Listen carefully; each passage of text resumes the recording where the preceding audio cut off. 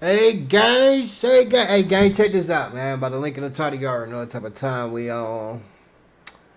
It's FBI raised this dude home looking for Area 51 footage. Like, Area 51 where you don't supposed to go, don't supposed to film, none of that. Like that's where the military be on. Like you don't even supposed to be on that property. You know what I mean? Like they don't play about Area 51 at all. I mean at all. You can get federal charges get being over there. You feel me? I'm gonna leave body cam link in the description after the video. You know how we do it, man. You gonna get a teaser at the beginning, and we're gonna get into it. We do know that it is against the law to fly a drone in a restricted area. Absolutely. It was an icy cold winter morning on November 3rd of 2022. Out of nowhere, two residences were simultaneously raided, one in Rachel, Nevada, and the other in Las Vegas. Doors were busted open at both locations, and 15 to 20 agents rushed into each of the homes. The residents were quickly located, and a man was removed from the Rachel address. He claimed he was handcuffed and led outside in below freezing temperatures while clad in only a t-shirt and sweats. Approximately 100 miles away at the Las Vegas home, the man's girlfriend, Linda Hello, is said to have experienced the same situation. The woman was allegedly forced to exit the residence barefoot and dressed only in her undergarments. In the midst of the chaos, the man has claimed a variety of items were seized from the homes, including laptops, cell phones, backup drives, and camera gear. In addition, a drone was confiscated as well. You're likely wondering who these mysterious agents were, storming houses in those early morning hours. It was a joint venture, actually. The Air Force Office of Special Investigations working in conjunction with the FBI to carry out the covert operations. Yeah, well, they don't Serious play. business, no doubt about it. The potential reason behind the raids, however, was murky. Until now, as you'll soon see. A statement provided by a spokesman for Nellis Air Force Base located in Las Vegas cited an open and ongoing investigation and declined to provide further information pertaining to the basis for the investigation. The man behind the raids happens to be Jorg Arnu, the longtime operator of a tiny website called Dreamland Resort. Jorg's site focuses on none other than the infamous Area 51, and he also happens to live right on the border of Area 51 in a tiny town called Rachel, Nevada. Though the raids proved to be big news, an intriguing encounter that Jorg has never mentioned publicly occurred approximately 6 months prior. This event somehow didn't make its way into the media, and he somehow failed to ever mention it. We've obtained exclusive footage that has never been seen before, and it reveals details of a specific event that likely led to the carefully executed raids. It all started on a sunny late May afternoon in 2022. A deputy had been dispatched to the Nevada Test and Training Range, also known as Area 51. How we doing, sir? Good, how are you doing? Good. We got a report that people are flying drones Not us. in this area. Not us. We have the drone with us, but we haven't launched it yet today. Okay. We do know that it is against the law to fly a drone in a restricted area. Absolutely. Okay, do you have a map of where, because this right here, even though you're not on the boundary, the airspace goes way out here. Yeah, I do know. Okay. Okay. Yeah, no, we're not planning on flying the drone here. We'll just do some filming. And we're actually doing one more shot, then we're out of here. Okay. Okay. Do you have your ID and anything? I do. Okay. However, the information received by dispatch from a representative of the base wasn't consistent with Jorg's assertion. Yeah, it also was reported that the drone went up and actually went into across the boundary. The drone? Yeah, the drone. I promise you that was not us. That wasn't. Was anybody out here? There was 2 tourists that came out, but none of them had drones. None of them had drones. But it seems there was a perfectly convenient explanation. But there was a white plastic bag. I saw a plastic bag that might have blown over across the boundary. It appears as though the man in the green shirt gives a quick, partial shrug here. When only one shoulder goes up, this can indicate that the person isn't as confident in their answer as they should be. For this reason, it can be a possible indicator of deception. That might have been what they Okay. saw, but I can Oh, promise okay. you. I mean, No. you can look at the logs of my drone. We did not fly it today. Okay. We were planning on doing some flying in Rachel, but not here, right? It's interesting that although Jorg offered that the detective could look at the log, he then quickly continued talking without waiting for the officer to respond. This could have been an attempt to look honest, while also making it less likely that the officer would take him up on his offer. It seems like all of this could have been cleared up right away by just looking at the drone log. Yeah. I actually live in part-time in Rachel. Yeah, I was gonna say, I thought I recognized you. Yeah. Hence the raid that would come later at the Rachel residence. The deputy reviews the limitations when it comes to conduct near the restricted area. As long as you're going by the rules, man. That's all. But there is that Lincoln County code that has that you can't fly the drone up above in a, you know what I'm saying? That it's not just the boundary. The airspace goes so many miles up in the air that direction from the boundary. Jorg provides the deputy with some reassurance. The closest we're going to fly is in Rachel.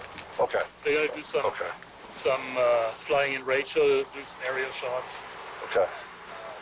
And I don't want any trouble, and I told them I'm not flying at the gate. Okay. Yeah, just have him just drive right up here, and I'll go talk to these guys and make sure we're good, and then we'll go on our way. Okay. Okay, Yeah, let me no just problem. have that back. Now that I know, because this is your vehicle, right? Correct, yes. I came back to your vehicle. So I have you. I just need to get their information, and then we'll go from there. Okay, no Okay. problem. Yeah, Thank no you very problem. much for cooperation. Thank you. The officer approaches the facility to speak with staff. A little over 10 minutes later, the officer emerges from the base. They're still adamant that a drone went over and flew over, okay? I wasn't here. I don't know. I promise Okay. you it was not us, and it was probably that plastic bag. I didn't see it, but they all saw the plastic bag. However, it's difficult to imagine that the flight of a plastic bag could closely resemble that of a drone, so much so that it could be mistaken for one. I don't know what it is, but just, I mean, that's what you got on your shirt, man. It's a restricted area. Very true. Take a closer look at Jorg's shirt. So all I ask is when you come out here, just understand where you're at. I mean, it says right there, photography is prohibited. It says all that right there. The deputy begins to collect some information relating to the identities of the men and their reason for being in the area. So are you guys from Florida, or is that a rental, or Germany?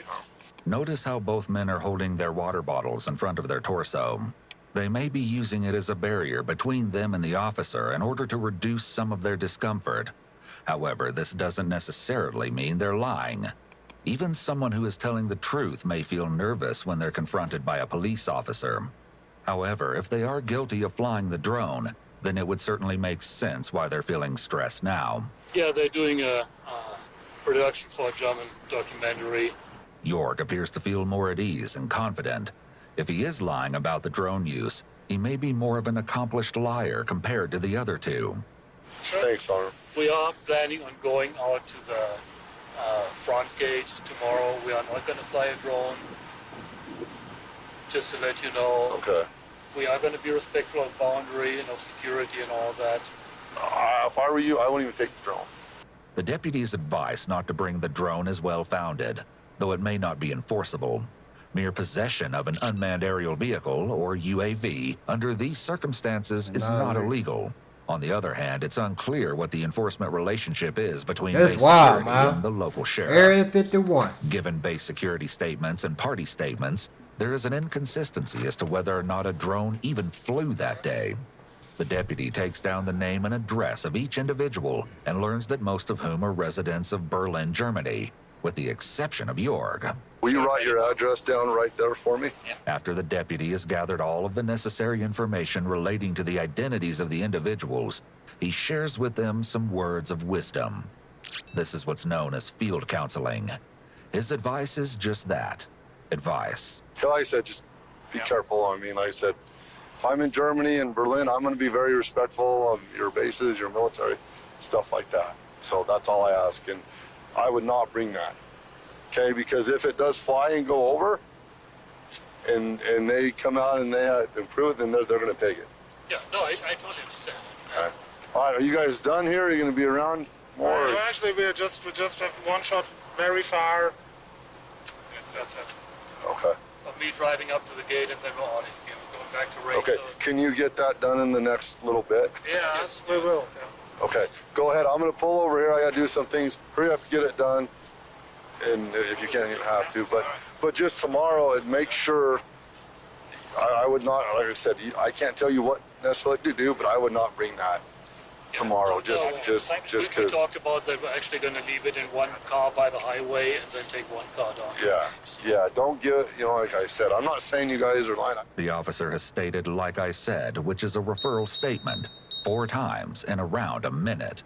When someone is asked a question and uses a referral statement, it can be a possible indicator of deception, as they may be trying to make their statement sound more credible. However, the officer is not answering questions, but rather just making statements. Yeah. It's possible that he's trying to be convincing. So, all right, thank you guys, appreciate it. It seems that the following day's filming was completed without further incident.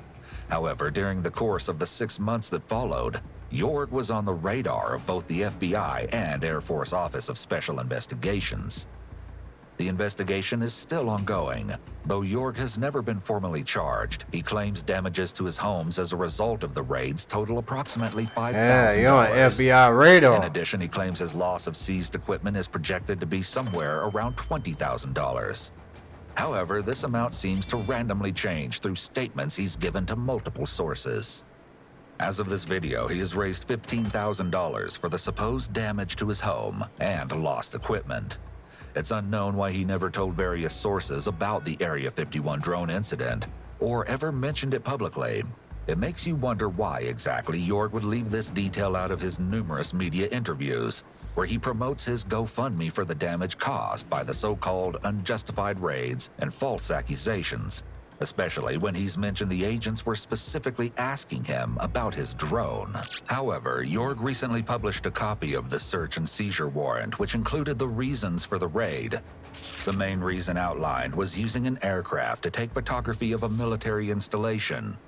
The warrant also listed items to be seized during the raid, including records and information relating to any military installations, military operations, national defense information, and classified or unclassified programs in the United States, as well that's as any serious. digital devices which contained evidence of those offenses, and any Any digital device.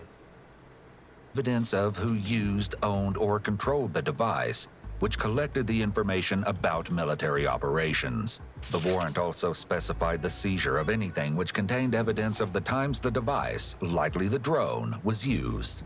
The warrant also outlined that if Yorg, as the person who had items seized, wanted any of the information taken to be returned to him, it would be copied and given back, but only if the information didn't include any records or documents relating to military operations.